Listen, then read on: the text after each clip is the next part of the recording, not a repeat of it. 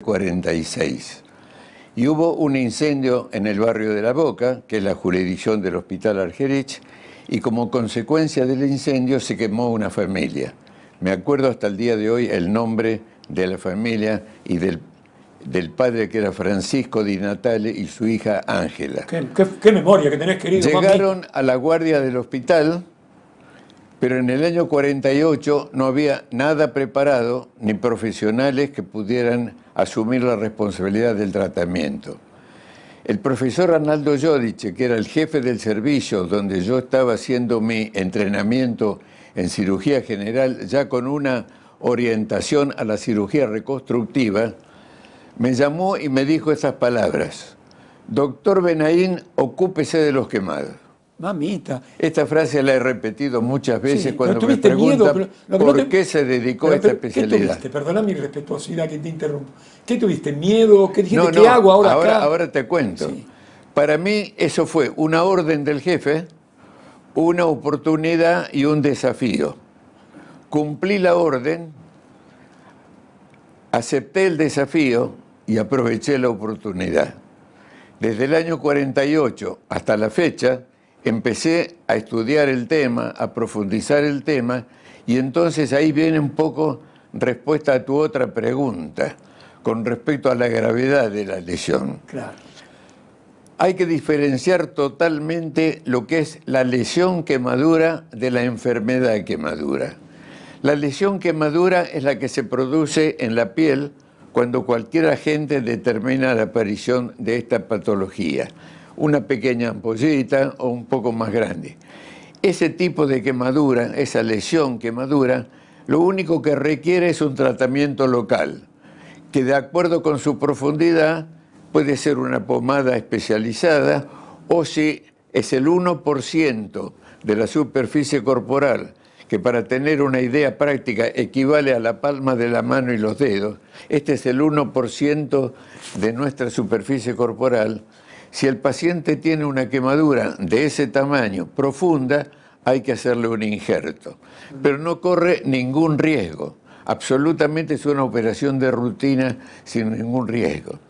Pero si ahora trasladamos en extensión y profundidad ese 1% a un 50, 60 o 70 u 80%, esa superficie quemada genera en los tejidos toxinas que pasan a la sangre y generan la enfermedad quemadura.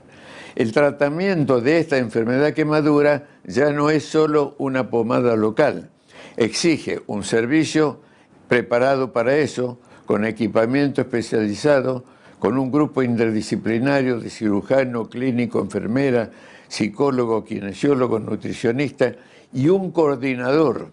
Yo siempre digo que así como una orquesta sinfónica necesita un director, o un equipo de fútbol, un director técnico, un grupo interdisciplinario necesita un director coordinador, que tiene que tener el panorama global, porque por ahí el cirujano dice, tengo que operarlo, y el clínico dice, no está en condiciones. ¿Quién decide?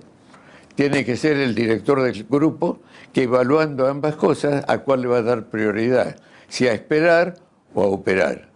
Entonces, esta enfermedad quemadura es la que exige un tratamiento especial, y justamente a eso apunta la creación de los servicios nuevos.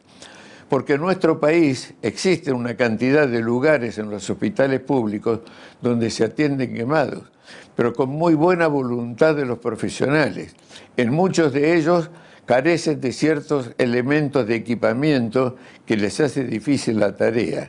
Y por eso reitero, este proyecto de brindar a los servicios nacionales existentes lo que necesitan para poder actuar con la mejor eficacia es el motivo de este proyecto que comentábamos anteriormente. René Favaloro dice que él se considera un artesano. Vos sos un artesano también.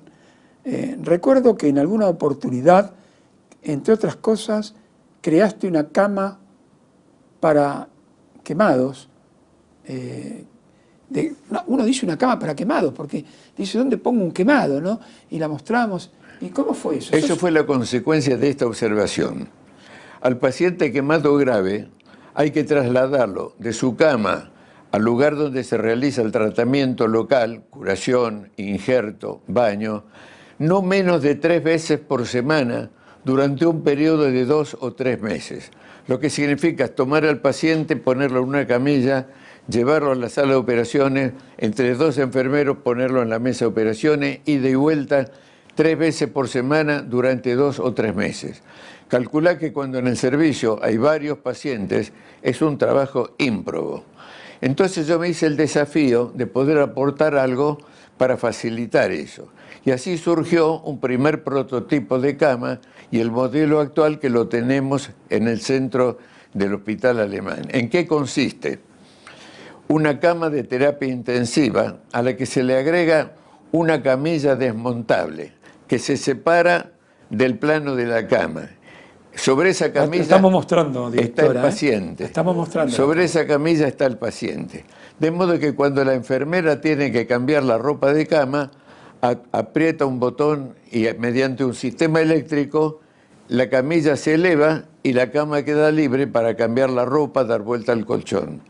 Si el paciente necesita hacer sus necesidades, aprieta el botón, lo levanta un poco, le pone la chata, lo limpia y lo vuelve a depositar en la cama. Esta es una de las funciones. La otra, como esa camilla es desmontable, la cama con la camilla desmontable en nuestro centro pasa al pasillo. En el pasillo hay un riel con una grúa.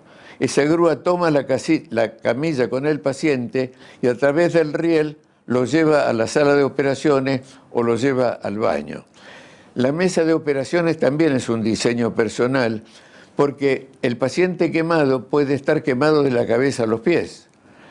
Las operaciones clásicas o son en el tórax o en el abdomen o en la cabeza, en una región, pero en el quemado puede ser en todo el cuerpo. Por eso ahí también aporté una mesa de operaciones con los mínimos apoyos: cabeza, tórax, pelvis, miembros superiores y miembros inferiores, que está también en nuestro centro del hospital. Cuando creaste esa camilla, ¿tenías más de 70 pirulos? Sí, prácticamente. ¿Más sí. o menos cuántos? Sí. La verdad es que no sé, pero guardo un recorte. Yo sé que tenías más de 70. Guardo un recorte de la prensa, que en todo caso, si querés, lo busco y te lo doy, donde decía en el comentario, cuando yo hice público este aporte al tratamiento de las quemaduras, este nuevo equipamiento. Y es también uno de mis deseos poder brindarlo a todos los servicios, porque tienen ese mismo problema, tienen que llevar el paciente ida y vuelta a la sala de operaciones, al baño. Algunos han adaptado algo de este equipo, pero no el total.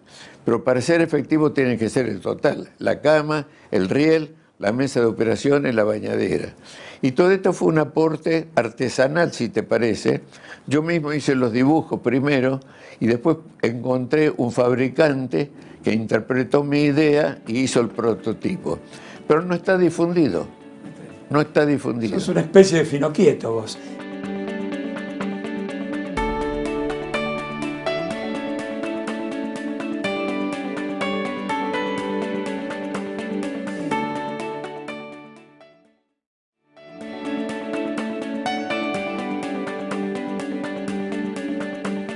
Bueno, Jorge, antes que nada un saludo, nos conocemos hace ya mucho tiempo y yo siempre destaco la tarea que tú realizas en la televisión.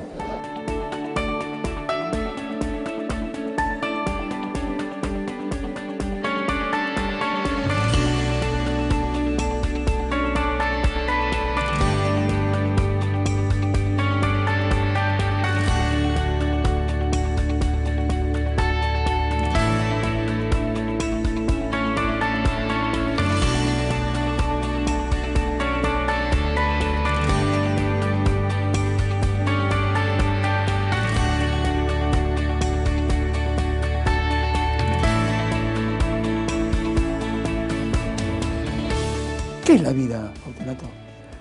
Y la vida es una continuidad según la definición fisiológica o la definición vital.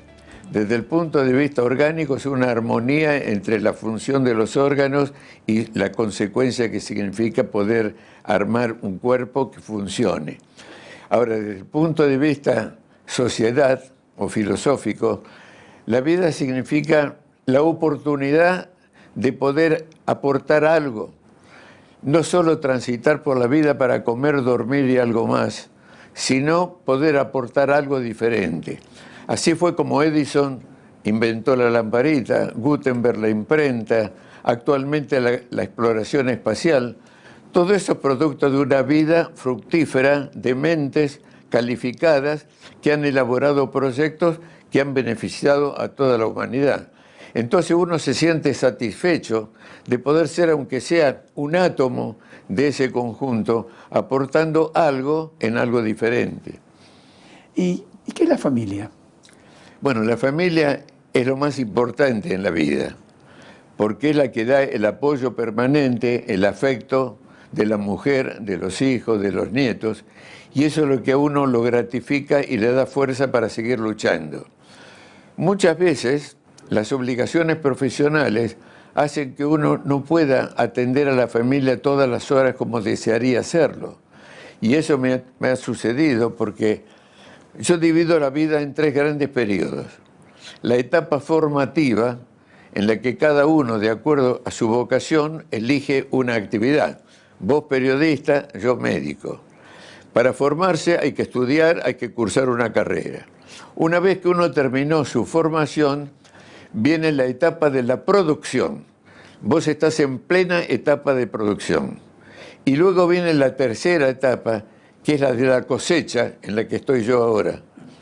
Si uno ha tenido una buena formación, ha ejercido con eficacia su profesión, tiene derecho a una buena cosecha. Y dentro de esa buena cosecha está el reconocimiento de los padres y el afecto de la familia, volviendo a tu pregunta sobre la familia. ¿Qué es la edad? Una vez se realizó en la Universidad de Ciencias Empresariales y Sociales una reunión sobre la cuarta edad. Entonces me invitaron a participar. Y yo dije, si se habla de cuarta edad, es porque hay una primera, una segunda y una tercera. Primera la infancia, segunda la adolescencia, tercera la adultez y cuarta la adultez mayor, para no hablar de la vejez. Pero va a haber que inventar ahora una quinta edad, porque ya la cuarta era hasta los 80. Arriba de los 80 hasta ahora no tenía calificativo, de modo que es posterior a los 80. Entonces, si uno ha vivido con intensidad y aprovechado cada edad, la infancia con sus juegos y aprendizaje de las primeras letras, la adolescencia para cursar la universidad, la adultez para ejercer la profesión, se llega a la edad provecta, para darle un nombre, con un bagaje de conocimientos y posibilidad de otorgar a la comunidad todo lo que se acumuló en las otras 4 edades. Por cierto que para eso hay que tener un físico que responda. Si no hay salud, todo lo demás es no se puede brindar. Cuando uno ve las manos de un cirujano, suele ver manos hermosas. Dice, las cosas que uno crea, es un creador, un artesano. René, reitero, se consideraba un artesano. Vos lo sos en tu profesión, lo has sido creando una camilla como hemos conocido hace unos instantes, con toda la descripción notable que has hecho, más las imágenes que hemos pasado de la misma, pero además has trasladado, no hay momentos de ocio, has trasladado a tu hogar esa creatividad, esa artesanía, haciendo nada menos que juguetes para tus nietos. Esto es así, ¿no? Bueno, la creatividad tiene 2 etapas. Primero, mentalmente uno imagina qué es lo que quiere o lo que necesita crear. El caso del equipamiento era una necesidad para simplificar el trabajo del personal. Lo otro es un hobby. Es decir, así como alguno tiene como hobby jugar las cartas, a mí me orientó a hacer alguna cosa de carpintería. Y entonces te tengo que confesar cómo fue la cosa. Como en mi etapa de formación no me pude ocupar mucho de mis hijos, en la etapa ya de cosecha, que tenía más tiempo, hice juguetes para los nietos como una gratificación doble al hijo y al nieto, al padre del nieto, que era mi hijo. No eran gran cosa, pero eran divertidos. Y uno de esos fue, a mí siempre me gustó el mecano. Y de chico, mis padres, que tenían una situación económica muy acotada, me compraron un mecano, pero muy pequeño. Y había unos mecanos inmensos, los que se llamaban número 5, número 6, con los que se podían hacer cualquier cantidad de cosas. Te compraron Entonces, el que pudieron. me quedó esa necesidad, y cuando aquí en mi casa instalé un pequeño taller de carpintería, me dije, voy a hacer un mecano de madera. Y entonces empecé a preparar los listones perforados, que después con tornillos se van armando. Y el primer juguete que hice fue justamente con ese de mecano de madera. Después vinieron otros. Aquí me lo alcanzan, mira. Sí. ¿Ves cómo son listones perforados imitando lo que era el mecano? Sí, claro. Y entonces fue la primera artesanía del taller de carpintería. Y de ahí después surgieron otras cosas. Y por ejemplo, ¿para quién era este? Esto era para el primer nieto. ¿Cómo se llama? Pero el primer nieto es Juan Pablo, Era para que Juan hoy día Pablo. ya es un mayor, no se ha casado todavía, pero anda de novia. Pero Marta, mi mujer, me dijo, no, yo quiero conservarlo Entonces por eso lo tenemos aquí. Es el único que quedó acá. Los demás están en casa de mi hija o en casa de mi hijo. Así es. ¿Y cuántos nietos tenés? 5 nietos.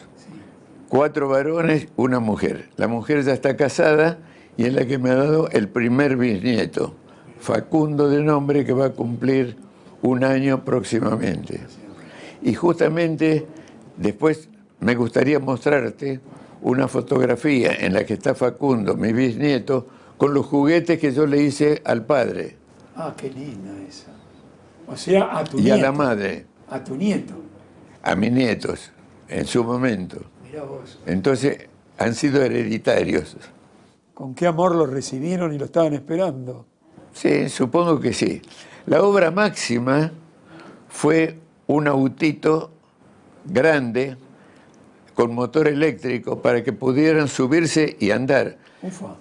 Durante 30 años teníamos una quinta de fin de semana en Parque Leloir y ahí disfrutaron del autito. Tengo una fotografía con los nietos muy pequeños subidos en el autito. ¿Y dónde hiciste el autito? Me llevó 1 año para hacerlo. 1 año. De a poquito, ¿no? Porque no 1 año trabajando todos los días, porque yo estaba en plena etapa productiva. Así que me divertía robando tiempo de cualquier momento. Y muy interesante, porque cuando iba a la ferretería a comprar un elemento para seguir adelante, me preguntaba, ¿y para qué lo quiere? Cuando yo les comentaba para qué era, se enganchaban y me daban ideas de cómo hacerlo mejor. Es más, cuando puse el motor para ver si funcionaba, fue en un taller de mecánica donde me arreglaban el auto y los mecánicos estaban a la expectativa a ver si funcionaba o no. Lo único que por falta de conocimiento le puse una sola batería y andaba muy lentamente. ¿Qué ha sido Marta en tu vida? Bueno, Marta ha sido mi apoyo permanente en todo aspecto. Y justamente el año pasado, que sufrí esa grave enfermedad, un absceso hepático, estaba a mi lado todo el día. Fue motivo de admiración y de comentario cómo ella estaba al lado mío atendiéndome todos los días, las 24 horas, si era posible. Apenas descansaba un rato, a la mañana siguiente volvía. Me traía el diario, me traía ropa, me traía algún libro para leer, algo para escribir, porque durante el tiempo de internación, cuando todavía estaba bien, también escribía. Después ya la enfermedad no me lo permitió. ¿Has escrito algo en estos días, una estrofa para Marta con motivo del... Me comentaba que hiciste un verso, un poema cortito. Bueno, tengo ese hobby de hacer algunos versos, no poeta, la poesía es otra historia, es algo serio. Los versos es solamente decir cosas con rima. Y cada día de San Valentín yo le hago un verso a Marta, mi mujer. Y justamente hoy lo he escrito, todavía no lo conoce. Está arriba del escritorio en borrador. Ah, el borrador todavía no lo conoce. No, no se lo podemos adelantar al público, ¿no? No le podemos adelantar al público. No sé, es muy íntimo. Le quitaríamos la sorpresa, que agradable que se Es muy íntimo, claro. Quiero darle la sorpresa. Algunas veces ella me ha dicho, en vez de un verso, hacerme un regalo. Digo, bueno, pero el regalo y el verso. ¿Siempre has tenido ese humor? Siempre he tratado de ver las cosas con optimismo. Siempre ver el lado bueno. Jamás la parte negativa o mala. Esa es una de mis características. El optimismo permanente. Creer que todo lo que se emprende va a poder llegar a buen fin. Y ahí hay que poner otra cualidad, que es la persistencia. Yo siempre digo que hay dos palabras que definen la personalidad. Son casi iguales, se diferencian solo en una letra, y son actitud y aptitud. ¿Y cuál es más importante? La actitud. Porque hay gente que tiene aptitud para determinada actividad, no la cultiva y no le sirve para nada.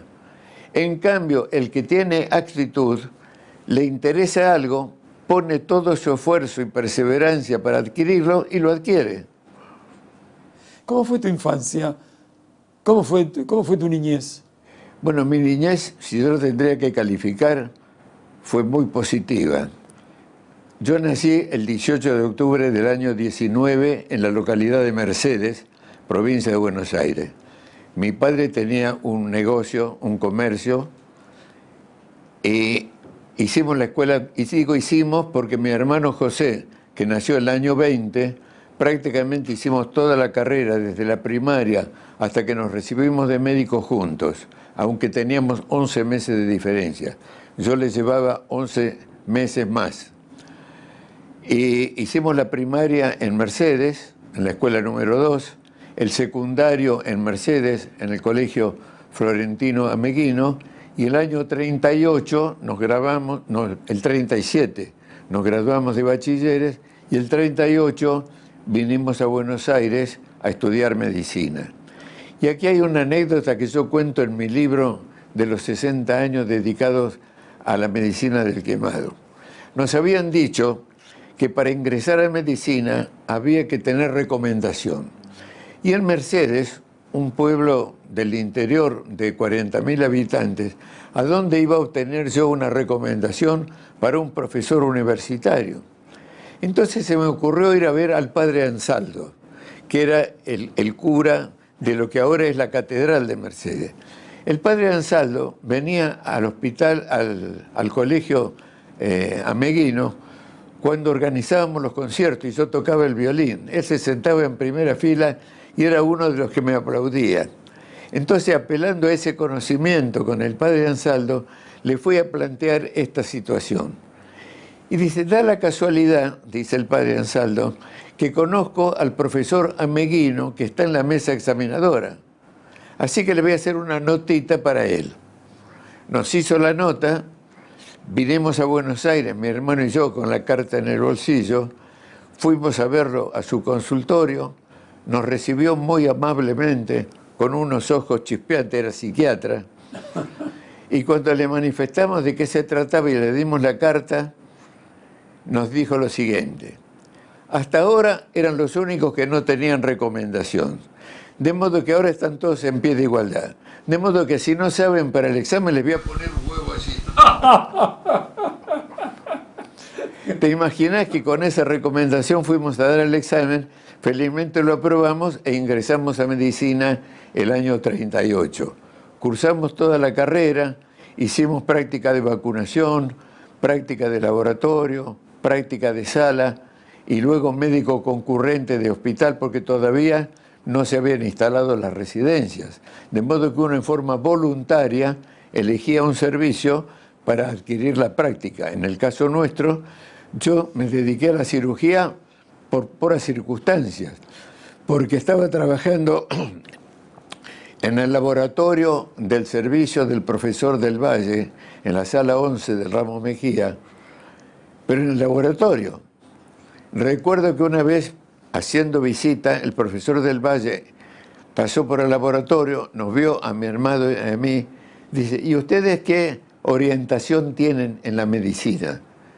Clínica, le dijimos los dos, porque teníamos el ejemplo de